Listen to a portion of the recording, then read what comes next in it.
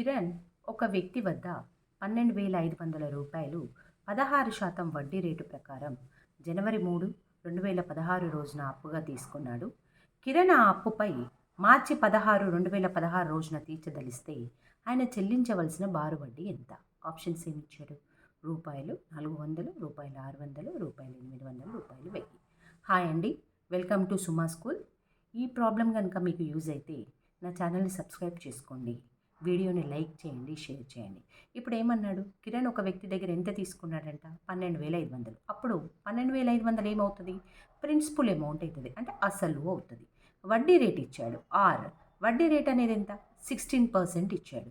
మనకి ఆయన ఎంత టైం వరకు మనీ అప్పుగా తీసుకున్నాడు అనేది ఇచ్చాడు. ఇప్పుడు ఇచ్చిన వివరాలు రాద్దాం మనం. ఇచ్చినవి రాశాను చూడండి. అసలు P ఈజ్ ఈక్వల్ టు 12,500 రూపాయలు, ఆర్ ఈజ్ ఈక్వల్ టు 16%. ఇప్పుడు కాలం ఏమన్నాడు వాడు? కాలం ఏమన్నాడు చూడండి. జనవరి 3, 2016 రోజున, మళ్ళీ మార్చి 16, 2016 రోజున రిటర్న్ చేశాడు. అంటే జనవరి, ఫిబ్రవరి, మార్చి మంత్లు ఎన్నెన్ని డేస్ అనేది ఇప్పుడు మనం క్యాలిక్యులేట్ చేద్దాం. ఇప్పుడు ఆ మంత్స్ రాస్తాను చూడండి. జనవరి 3న తీసుకున్నాడు. జనవరి 3 అంటే జనవరిలో ఎన్ని డేస్ ఉంటాయి? మంత్లో 31 డేస్ ఉంటాయి. అంటే 3 డేస్ మైనస్ చేయండి. మైనస్ చేస్తే ఎంత? జనవరిలో 28 డేస్ ప్లస్ ఫిబ్రవరిలో 2016 అనేది లీప్ ఇయర్ కాబట్టి ఇక్కడ ఎన్ని డేస్ రాస్తున్నారు? 29 డేస్ ప్లస్ మార్చి ఏ రోజు ఇచ్చాడు? 16th ఇచ్చాడు కాబట్టి ఇవి 16 డేస్. టోటల్ యాడ్ చేయండి. టోటల్ యాడ్ చేస్తే ఎంత వస్తుంది? 73 డేస్ వస్తుంది. 73 రోజులు.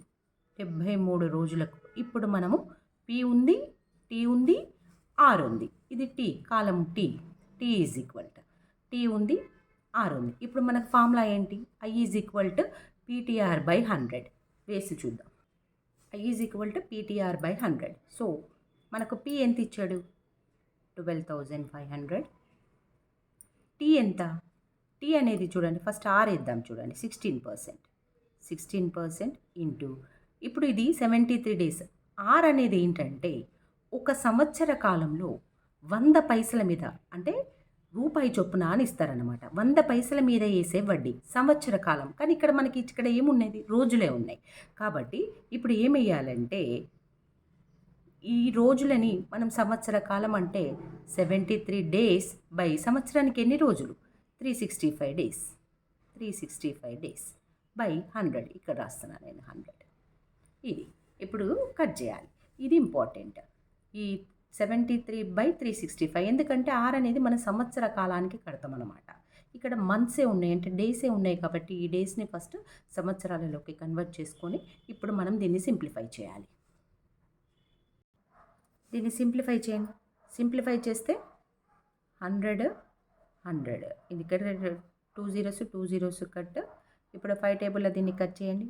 5 టేబుల్లో కట్ చేస్తే చూడండి, 525 జా, 573 జా, 73కి 73 cut. So 25 into 16, that is equal 25 10 జా 250, 150, 400 రూపీస్. So 400 rupees. ఆప్షన్లో 400 రూపీస్ ఉందేమో చూడండి. 1 అనేది ఆన్సర్ అవుతుంది. 1 అనేది ఆన్సర్ అవుతుంది. Thank you.